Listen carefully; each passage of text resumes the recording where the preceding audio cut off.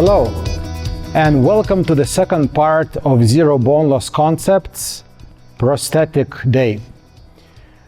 Previous lectures we discussed how to create crestal bone stability. However, of course, we must understand that this is just a part of the work, because it's so easy to destroy the work which has been done by a good surgeon by applying poor prosthodontists.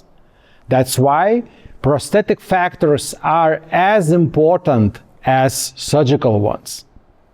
The whole idea of this zero bone loss concept was to combine these two together, because they cannot exist separately. And once you develop bone stability, then you need prosthetic factors to maintain it. There are a lot of them. And the emergence profile, type of barrier base, cement screw retain restorations, biocompatibility, different things matter. However, very similarly to the surgical part, all of them can be controlled. All of them have scientific basis, which I am going to present now, and you will see how easy the science can be applicable to clinical practice. What we're going to discuss in this part, we're going to talk about cement or screw retain restorations.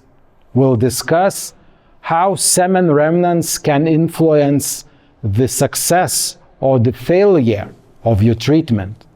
So that will be one of the major things, the choice which we're making. We'll talk about also individual abutments. How do we make individual abutments in order to restrict cement remnants positioning into peri-implant tissues? We'll discuss our favorite screw retain restorations or hybrid screw retain restorations with the use of titanium base. We'll show how to do that. We'll show what is important here and how to avoid any complications. Very connected to that, we'll discuss how to make a bigger bridges, because there is an idea that it's impossible to make a passive screw retained directly to implant level bridge. That's not true. We've been doing it for 10 years, and I'm going to show you our experience how to make screw retained bridge passive. Emergence profile of the restoration.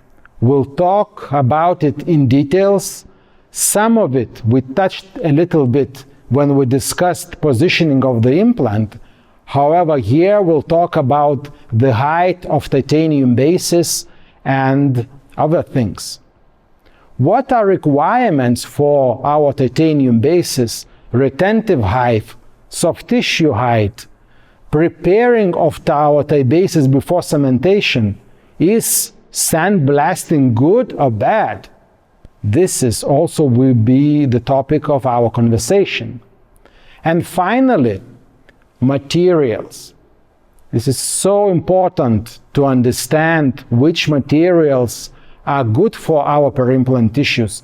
And based on that notion, we are dividing our materials into two big sections: subgingival materials and supragingival materials, because when they are positioned in different position, then they have to have different function. So all of these 8 or 9 sections we are going to talk, and then at the end of this day, I think we will connect surgery with prosthetic treatment.